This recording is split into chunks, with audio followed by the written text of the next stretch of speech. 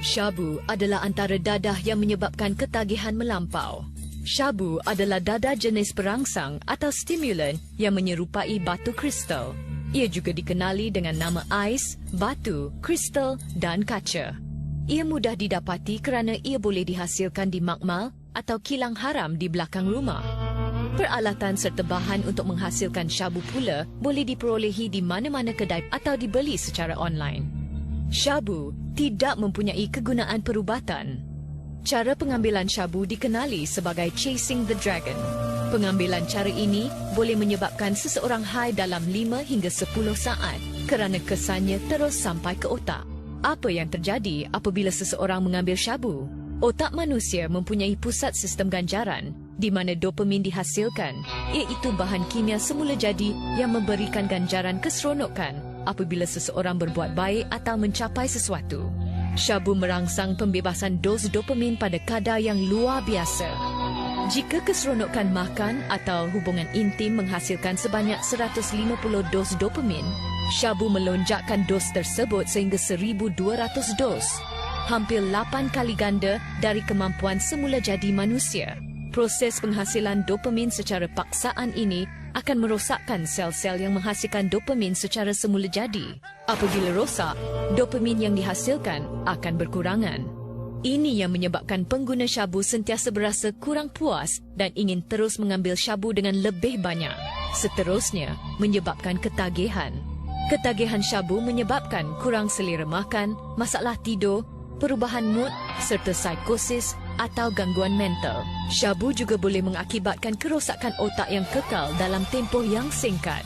Kalau takut jadi gila, jangan ambil syabu. Ketagihan juga membuat seseorang bertindak agresif. Mangsa ketagihan tidak kisah memukul, menyamun serta membunuh orang.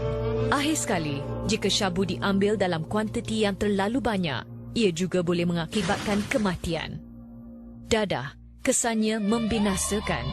Untuk lebih banyak maklumat tentang kesan-kesan dadah, layari www.wecareweserve.org. Pil kuda adalah dadah yang paling berleluasa di kawasan pantai timur Malaysia. Bahan utama untuk menghasilkan pil kuda adalah amfetamin yang dicampurkan dengan pelbagai bahan-bahan kimia yang lain. Pil kuda diambil dengan menggunakan cara chasing the dragon. Pil dibakar menggunakan peralatan khas dan asapnya disedut. Apakah yang berlaku dalam badan seseorang jika mengambil pil kuda? Pil kuda adalah sejenis dadah stimulan yang memanipulasi proses semula jadi otak. Pil kuda memanipulasi 3 bahan kimia di dalam otak, iaitu serotonin, norepinefrina dan dopamin. Serotonin mengawal tahap rangsangan, mood, selera makan, tidur dan kesakitan.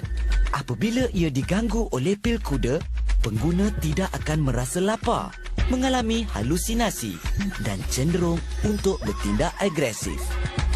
Norepinefrina pula mengawal respon pertahanan seperti elak, lari atau lawan. Pil kuda mengganggu proses ini. Pengguna akan menjadi terlalu lambat untuk memberi respon kepada bahaya, seperti kepanasan, serangan atau kemalangan. Bahan kimia ketiga yang dimanipulasi oleh pil kuda ialah dopamin. Bahan kimia semula jadi badan untuk ganjaran dan kenikmatan. Pil kuda meningkatkan pengeluaran dopamin, menyebabkan perasaan nikmat lebih kuat dan tahan lebih lama. Ia mempunyai pelbagai kesan negatif yang lain seperti paranoia, iaitu menghayalkan perkara yang aneh, berasa takut dan curiga yang berlebihan. Halusinasi, iaitu melihat, mendengar dan merasa perkara yang tak wujud. Kesan lain termasuklah ketegangan otot dan tubuh menggeletar. Apabila proses semula jadi otak sentiasa diganggu, ia boleh merencatkan sistem tersebut. Selain itu, ia membuatkan seseorang cepat marah, bertindak agresif dan hilang kawalan diri. Mangsa juga akan hilang rasa malu, tidak mempedulikan diri sendiri serta hilang kewarasan dan membuat perkara-perkara di luar batasan. Jika diambil secara berterusan, ia boleh mengakibatkan seseorang kurang siuman dan gila kekal dalam masa yang singkat. Malah, banyak kes-kes di mana pengguna pil kuda berakhir sebagai pesakit mental Dadah, kesannya membinasakan. Untuk lebih banyak maklumat tentang kesan-kesan dadah, layari www.wecarereserve.org. Heroin adalah antara dadah tradisional yang paling banyak disalahgunakan di Malaysia. Heroin adalah produk yang terhasil daripada getah yang terkeluar daripada torehan pada bunga popi, iaitu opium atau candu. Heroin dalam bentuk tulen adalah serbuk putih yang pahit. Ia diambil dengan cara menyuntik, menghidu atau menghisap. Apakah yang berlaku apabila seseorang mengambil heroin? Okey, mula-mula kita kena tahu bagaimana tubuh kita mengawal rasa sakit. Tubuh kita menghasilkan opioid, iaitu sejenis bahan kimia semula jadi yang bertindak mengawal kesakitan. Ia merangsang reseptor opioid pada sel-sel saraf anda untuk mengurangkan kesakitan dan membuat anda berasa lebih tenang. Heroin juga mempunyai kesan ini. Malah ia turut membebaskan dopamin, bahan kimia semula jadi untuk ganjaran ke dalam otak yang boleh menyebabkan anda berasa hayal atau high.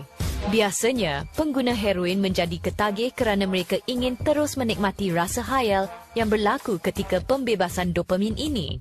Mereka juga cenderung untuk obses dengan heroin sehingga mengabaikan kesihatan dan kebajikan diri sendiri. Akhirnya, mereka akan mengasingkan diri daripada masyarakat dan keluarga. Heroin memang boleh membuat anda tenang, tetapi apabila terlebih dos, ia juga boleh membuatkan anda maut. Selain itu, pengguna heroin yang berkongsi jarum juga terdedah kepada maut melalui penyakit yang berjangkit seperti HIV atau AIDS dan hepatitis. Dadah, kesannya membinasakan. Untuk lebih banyak maklumat tentang kesan-kesan dadah, layari www.wecarereserve.org. Ganja adalah antara dadah yang paling banyak disalahgunakan di Malaysia. Ini kerana ganja dianggap sebagai dadah rekreasi yang tidak menyebabkan ketagihan. Tetapi, setelah beberapa lama menggunakan ganja, pengguna cenderung beralih ke dadah lain untuk merasa high atau kesan khayal yang lebih kuat. Ganja berasal dari pokok bernama Cannabis sativa.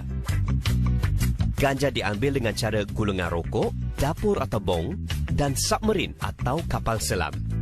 Jadi, apakah yang berlaku apabila seseorang mengambil ganja? Di dalam otak, terdapat banyak saraf-saraf yang mengesan penggunaan ganja. Bahan kimia ganja merangsang saraf-saraf ini dan mengubah persepsi, mengakibatkan badan berasa dalam keadaan yang santai. Keadaan khayal ini dinamakan sebagai high atau stoned. THC adalah bahan utama di dalam ganja yang menyebabkan perasaan ini. Ia mengakibatkan anda merasa lali dengan persekitaran dan waktu berjalan sangat perlahan. Pengguna ganja akan berasa cemas, curiga dan tidak boleh mengawal diri sendiri.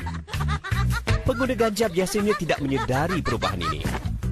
Apabila kesan THC berkurangan, kesan high akan beransur hilang dan pengguna merasa mengantuk. Kajian ada menunjukkan bahawa perkembangan otak terbantut apabila ganja digunakan pada usia yang muda.